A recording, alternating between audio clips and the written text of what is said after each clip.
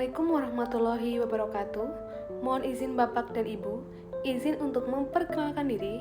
Nama saya Diah Ramadhani Eka Murbaningrum. Saya bertugas sebagai penata pertanahan ahli pertama. Dalam memenuhi tugas Latsar, kali ini saya akan membahas dan menjelaskan tentang learning journal yang telah saya pelajari tentang materi kompeten dan harmonis atau nilai-nilai dasar ASN. Kompeten adalah bagaimana kita untuk meningkatkan diri, untuk menjawab tantangan yang selalu berubah. Jadi pada dasarnya, ASN akan harus dan terus belajar agar dia bisa mengembangkan kapabilitasnya. Ada 3 panduan kode etik atau 3 poin utama yang menjadi standar perilaku dalam kompeten. Yang pertama adalah meningkatkan kompetensi diri, yang kedua membantu orang lain belajar, dan yang ketiga adalah melaksanakan tugas dengan kualitas yang terbaik. Maksud dari meningkatkan kompetensi diri adalah kita terus belajar secara mandiri melalui self-learning, mengikuti pelatihan, seminar, atau pendidikan yang berkelanjutan, dan kita bisa beradaptasi dengan teknologi dan regulasi yang baru.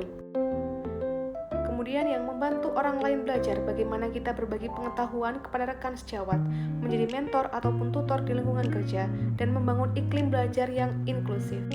Yang selanjutnya adalah melaksanakan tugas dengan kualitas terbaik. Maksudnya, kita tidak sekedar menunaikan kewajiban bekerja, tetapi kita harus berorientasi pada hasil yang unggul, menjaga profesionalisme dalam setiap output pekerjaan. Aspek kompetensi atau standarisasi untuk menjadi ASN yang kompeten, seseorang harus memiliki 3 panduan aspek. Yang pertama adalah pengetahuan atau knowledge, regulasi, dan data terkait dengan tugas. Kemudian yang kedua adalah keterampilan atau skill, bagaimana kita mampu untuk mengoperasikan alat atau metode kerja.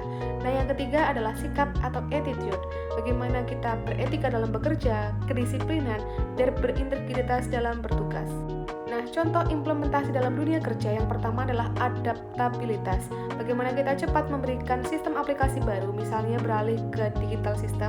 Kemudian ada networking atau membangun jejaring profesional untuk bertukar informasi. Dan yang terakhir adalah problem solving atau memberikan solusi yang tepat sasaran berdasarkan keahlian yang dimiliki. Itulah sekilas tentang kompeten, bagaimana kita sebagai ASN, contohnya meningkatkan kualitas diri dengan cara belajar lebih giat lagi, kemudian mengikuti pelatihan-pelatihan ataupun seminar, kemudian kita juga bisa melanjutkan dengan tugas belajar yang nantinya mungkin akan diberikan kepada kita sebagai ASN.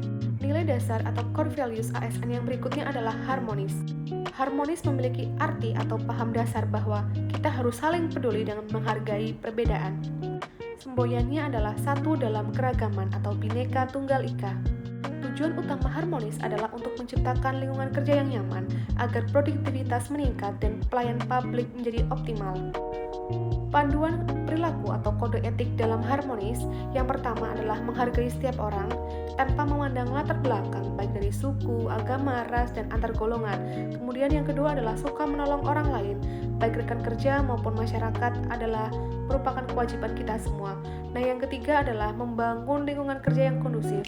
Hal ini untuk menghindari konflik kepentingan dan menjaga komunikasi yang baik. Dalam segi nilai harmonis, ada peran ASN sebagai perekat bangsa.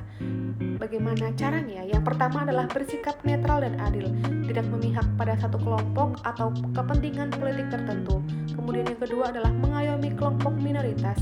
Yang ketiga adalah memiliki sikap toleran. Dan yang keempat adalah menjadi figur yang teladan. Banyak sekali manfaat apabila lingkungan kerja harmonis. Yang pertama, kita bisa bekerja dengan tenang, kemudian kita bisa kolaborasi antar unit dan bekerja sama dengan lancar. Kemudian yang ketiga adalah mendapatkan pelayanan yang adil dan tanpa diskriminasi. Tentunya dalam menjalankan sikap dalam nilai harmoni, kita menemukan banyak sekali tantangan dan hambatan tentu pasti ada. Contohnya seperti apa? Egosentrisme, stereotip dan prasangka, dan kurangnya komunikasi. Akan tetapi kita bisa menanggulanginya dengan sikap yang toleran, empati, dan terbuka. Caranya adalah dengan membantu tanpa pamrih, menyapa rekan kerja, dan output yang pasti akan didapatkan adalah suasana kerja yang adem dan minim konflik. Dari nilai kompeten dan nilai harmonis tentu dapat kita tarik kesimpulan bahwa kedua nilai ini sangat penting dan sangat berpengaruh dalam dunia kerja, sehingga kita harus menerapkan kedua nilai ini saat bekerja dimanapun dan kapanpun. Sekian penjelasan dari saya terkait dengan nilai kompeten dan nilai harmonis. Kurang lebihnya mohon maaf apabila terdapat kesalahan. Wassalamualaikum warahmatullahi wabarakatuh. Terima kasih.